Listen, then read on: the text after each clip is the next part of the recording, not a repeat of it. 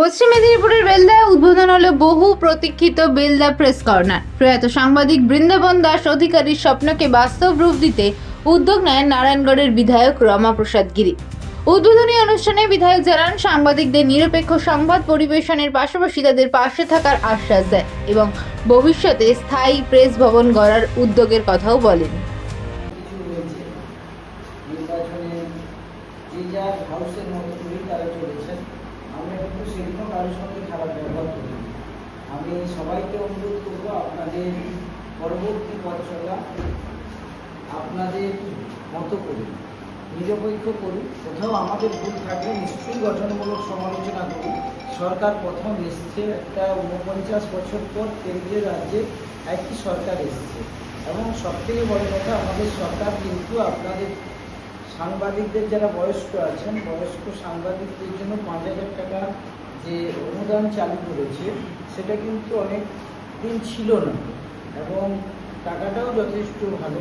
স্বাভাবিকভাবে আমি দেখেছি কলকাতার সাংবাদিকরাও খুব খুশি, আমাদের পেছনেই ওনারা থাকেন, বিধানসভাতে দেখতে ওনারা বসেন, তো স্বাভাবিকভাবে দেখলাম ওনারাও খুব খুশি। এবং আমি অনুরোধ করব, এই প্রেস ক্লাব আগামী দিনে আমাদের সমাজের ক্ষেত্রে একজন বড় ভূমিকা নিক এবং শুধু সাংবাদিকতা নয়, তার সঙ্গেও সামাজিক উন্নয়ন কাজকর্মেরা অংশগ্রহণ করুক। এলাকার বিধায়ক হিসাবে আমার যা সহযোগিতা দরকার, আমি অবশ্যই প্রেস ক্লাবকে সেই সহযোগিতা দেব। পরবর্তীকালে আমি বলবো যে আপনারা একটা সরকারকে অ্যাপ্লিকেশন করুন, ভিডিওকে আমাকে করুন, আমরা একটা জায়গা রেখে আপনাদের যাতে প্রেস ক্লাব একবারে স্থায়ীভাবে হয়ে যায়। কারণ রাস্তা হলে যদি এটা ভেঙে দেয় তখন আপনাদের আবার অসুবিধা হবে। আমি বলবো স্থায়ী ঘরের জন্য আপনারা অ্যাপ্লাই করুন।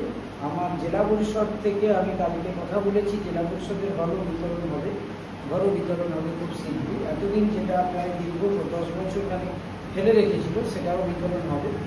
আপনারা অ্যাপ্লাই করুন, আমরা নিশ্চয়ই সেটা আমি সরকারের তরফ থেকে আমি সবাইকে অনুরোধও করবো, আমি নিজেও সাহায্য করবো যাতে আপনারা পার্মানেন্ট একটা ঘর পান, প্রেস ক্লাবের একটা ঘর পান। Thank you.